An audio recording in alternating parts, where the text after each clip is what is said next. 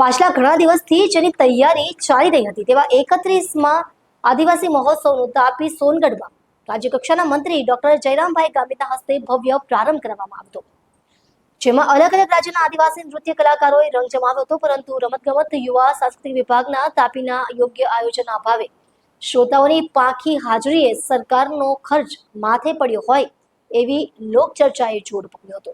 આદિવાસી કલા સંસ્કૃતિ અને ખાનપાનથી પરિચિત થાય તે માટે ગુજરાત સરકાર સતત પ્રયત્ન કરે છે. જે અંતર્ગત રાજ્યકક્ષાના 31માં આદિજાતિ મહોત્સવનું આયોજન તાપીના સોનગઢ ખાતે કરવામાં આવ્યું હતું. મંત્રી ડોક્ટર જયરામભાઈ ગામિતના હસ્તે હાઈસ્કૂલના ગ્રાઉન્ડ પર 2 દિવસીય મહોત્સવ ખુલ્લો મુકાયો હતો. ગુજરાત, રાજસ્થાન અને મધ્યપ્રદેશ સાથે તાપીના સ્થાનિક આમલગુંડી અને વાઘનેરા ગ્રુપના આદિવાસી કલાકારોએ પોતપોતાના આદિવાસી નૃત્યો સાથે આદિવાસી કલા સંસ્કૃતિઓ રજૂ કરવામાં આવી હતી. સાથે જ અહીં આદિવાસી નૃત્યો સાથે આદિવાસી ખાણીપીણીની પણ લોકોએ મજા માણી હતી. આવા કાર્યક્રમોથી આદિવાસી સંસ્કૃતિથી યુવા વર્ગ પરિચિત થાય અને આ સાંસ્કૃતિક નૃત્યો વૈશ્વિક કક્ષાએ પ્રસિદ્ધિ પામે તે માટે આવા આયોજનો સરકાર દ્વારા કરવામાં આવતા હોવાનું રમતગમત મંત્રી ડોક્ટર જયરામભાઈ ગામિતે માહિતી આપી હતી. પરંતુ અહીં નોંધવું રહ્યું કે કોઈ ખુલીને બોલવા તો તૈયાર ન હતું, પણ આવા ભવ્ય અને રંગારંગ કાર્યક્રમમાં તાપી જિલ્લા રમતગમત અને યુવા સાંસ્કૃતિક વિભાગના યોગ્ય આયોજન અને પ્રસિદ્ધિના અભાવે ખાલી ખુરશીઓ અને પ્રેક્ષકોની પાંખી હાજરીએ સરકારના લાખો રૂપિયાના ખર્ચ પર પાણી ફેરવી હોવાના પણ દ્રશ્યો સામે આવ્યા હતા. અંતે આયોજન કરતા અધિકારીઓએ કન્યા નિવાસી શાળા અને સોનગઢ અને પ્રાથમિક હોસ્ટેલની વિદ્યાર્થીનીઓને બસ ભરીને બોલાવીને ખુરશીઓ ભરવી પડી હતી. 3 દિવસ પહેલા નામો મહોત્સવમાં બેસવા માટે સોફા અને ખુરશીઓ ઘટી જતી હોય અને આદિવાસી વિસ્તારમાં આદિવાસી મહોત્સવે પણ રાજ્યકક્ષાનો અને એમાં લોકોના આવતા હોય અને ખુરશીઓ ભરવા વિદ્યાર્થીનીઓનો સહારો લેવો પડતો હોય.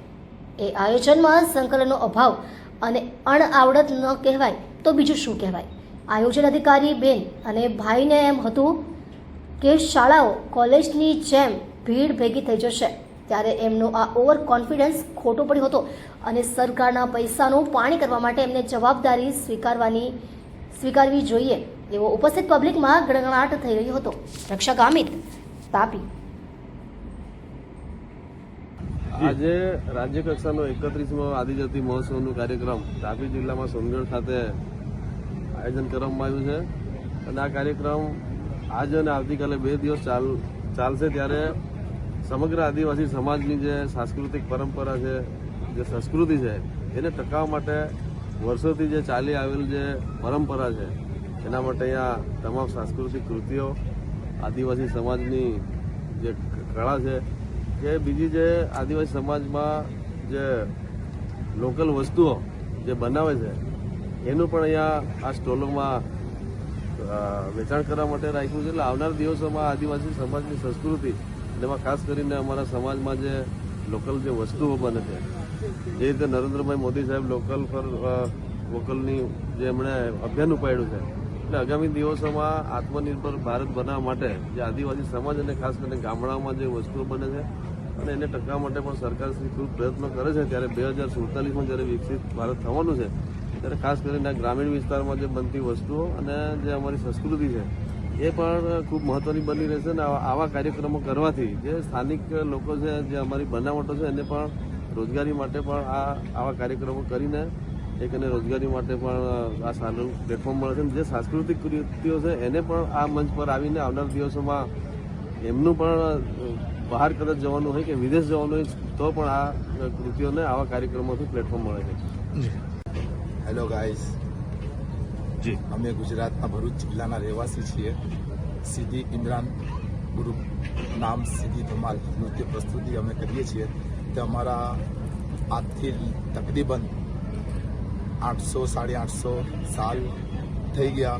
અમારા પૂર્વજ ઈસ્ટ આફ્રિકા, ઝાંઝીબાર, તંજાનિયાથી અહીં આવ્યા હતા. અમે એ પ્રસ્તુતિ અત્યાર લગીન જાળવી રાખી છે. અમે લગ્ન પ્રસંગમાં અમારા કુલ પીર છે એમના મોટા ફંક્શનમાં અમે નૃત્ય કર્યા જ કરીએ છીએ. એટલે અમારા જીન્સમાં એ વસ્તુ છે. અત્યાર લગીન અમે આ નૃત્ય માટે 22 કન્ટ્રીઓ પણ ફરી આવ્યા છે. અને અત્યારે અમે આવ્યા છે સોનગઢ જિલ્લામાં તાપી દર્શન કરવા માટે. કેવું લાગી રહ્યું છે? બહુ ફાઇનલ. ગુજરાતનું એટલે ગુજરાતનું આજે તમારે સાઉથ આફ્રિકાની જે કૃતિ છે તે અહીં પરફોર્મન્સ કરી રહ્યા છો, કઈ રીતની પ્રસ્તુતિ લાગી છે? અમારા પૂર્વજો જ્યારે અમે કોઈ ફંક્શન અટેન્ડ કરીએ ને ત્યારે અમારે બધાએ એમ આ અમારી એક વિધિ જ છે એમ કે ભાઈ આ હોવું જોઈએ. તેમાં સાજ હોય અમારા માય મિશ્રા, ઝંઝરિયા, પછી ઢોલક, એક મોટો હોય એને મુગર માનકીએ ને બધું મિક્સ કરીને અમે પ્રાણી જેવું, જંગલ જેવું અમારું જે અમે જ્યાંથી આવ્યા હતા એ વસ્તુઓ અમે યાદ કરીને પ્રસ્તુત કરીએ અને અમારા જેટલા પણ નવી પેઢી છે એમને અમે બતાવીએ છીએ કે આપણે એવા હતા, અત્યારે લગીને આવું આપણે આ સ્ટેટમાં છે, અત્યારે આવું આપણામાં સુધારું આવ્યું. લેકિન જે હતા તે આ પોઝિશન જ હતી અમારી, શિકાર કરતા હતા ને નૃત્યમાં પણ અમે એ જ બધું પ્રસ્તુતિ કરીએ છીએ.